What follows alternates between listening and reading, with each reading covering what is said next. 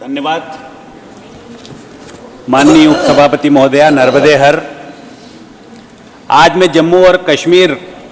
आरक्षण संशोधन विधेयक 2023 तथा जम्मू और कश्मीर पुनर्गठन संशोधन विधेयक 2023 के समर्थन में बोलने के लिए खड़ा हुआ हूं। महोदया, इस बिल को 26 जुलाई 2023 को लोकसभा में पेश किया गया था और 6 दिसंबर 2023 को यह पारित हुआ है। माननीय सभापति महोदया, यह बिल प्रधानमंत्री श्री नरेंद्र मोदी जी के नेतृत्व में लाए गए सैकड़ों प्रगतिशील परिवर्तनों की कड़ी में एक और मोती जोड़ने का काम करेगा। मैं माननीय प्रधानमंत्री के कुशल नेतृत्व में एवं हमारे रणनीतिकार और गृह मंत्री माननीय अमित शाह जी का हृदय की गहराइयों से अभिनंदन भी करता हूं और आभार भी व्यक्त करता हूं, क्योंकि इस बिल के आने के बाद जम्मू कश्मीर के लोगों का, जम्मू कश्मीर के मेरे गरीब भाइयों और बहनों की जिंदगी में बदलाव आएगा। माननीय सभापति महोदया, 70 सालों में जिन लोगों के साथ अन्याय हुआ,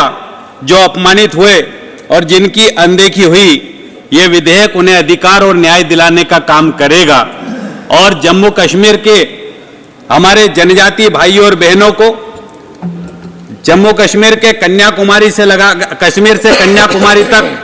और अटक से कटक तक रहने वाले हमारे आदिवासी भाइयों और बहनों का कल्याण करने का काम हमारे देश के माननीय प्रधानमंत्री नरेंद्र मोदी जी के नेतृत्व में तो हुआ ही है, लेकिन जम्मू कश्मीर के मेरे आदिवासी भाइयों और बहनों का भी इस बिल के माध्यम से आरक्षण व्यवस्था ठीक होगी और उन्हें विधानसभा में 9 सीटें प्राप्त होगी, जिससे आदिवासी भाइयों और बहनों को नेतृत्व प्राप्त होगा।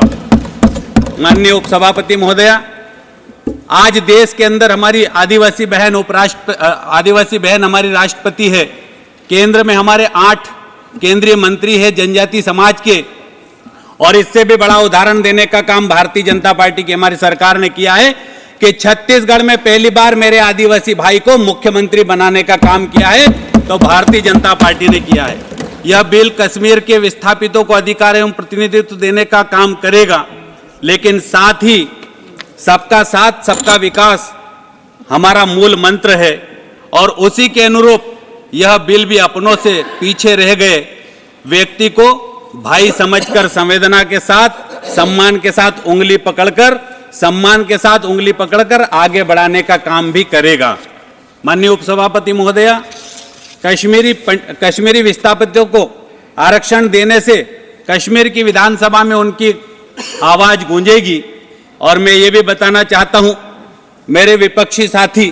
जो यहां से बोलकर चले गए हैं, मैं उनसे कहना चाहता हूं कि गलतियां तो नहीं बताना चाहता हूं, लेकिन एक लाइन में बोलना चाहता हूं कि कांग्रेस की गलतियों का खामियाजा हमारे देश के भाइयों और बहनों ने 70 सालों तक भुगता है, उसको ठीक करने का काम भी इस बिल के माध्यम से किया गया है।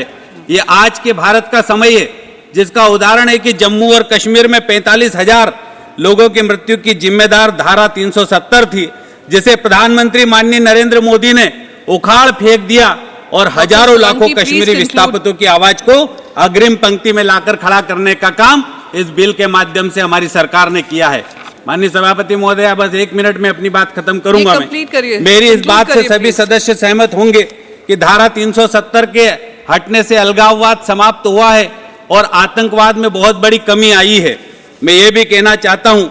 कि आज मैं इस सदन को यह बताते हुए गौरवान्वित महसूस कर रहा हूं कि जम्मू और कश्मीर के इतिहास में पहली बार 9 सीटें अनुसूचित जनजाति की हमारी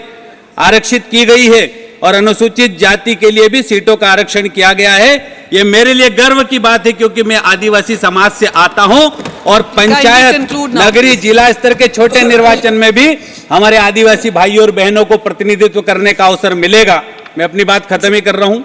यह बिल छोटे तबके के हमारे लोगों का जीवन बदलने का काम करेगा और साथ में इस बिल के माध्यम से यह भी कहना चाहता हूं कि धारा 370 जब समाप्त नहीं हुई थी, मैं भी हाल ही में जम्मू कश्मीर गया था, वहां के हमारे जनजातीय भाइयों और बहनों ने कहा कि धारा 370 समाप्त नहीं हुई, उससे पहले हमारे पास स्कूलों की व्यवस्था ठीक नहीं थी, अस्पतालों की व्यवस्था ठीक नहीं थी, पानी पीने के लिए हमको नहीं मिलता था और साथ में एकलव्य स्कूलों की सौगात भी अगर दी तो धारा 370 समाप्त होने के बाद हमारी सरकार ने दी है। अंत में मैं एक बात जरूर कहना चाहूंगा कि चाहे वो शिक्षा की बात हो, पर्यटन की बात हो, कृषि की बात हो, उज्ज्वला योजना की बात हो, किसान सम्मान निधि की बात हो, प्रधानमंत्री आवास की बात हो, सड़कों की बात हो, जल जीवन मिशन की बात हो, फॉरेस्ट राइट एक्ट की बात हो, ये सारे के सारे काम हमारी सरकार ने किए हैं और मैं इस बिल का समर्थन करता हूं जो हमारे भाइयों और बहनों की जिंदगी बदलने का काम करेगा और जम्मू और कश्मीर के आदिवासी भाइयों को उनके अधिकार देने का काम करेगा। मैं इतनी बात कहते हुए अपनी वाणी को विराम देता हूं। धन्यवाद। नर्मदे हर।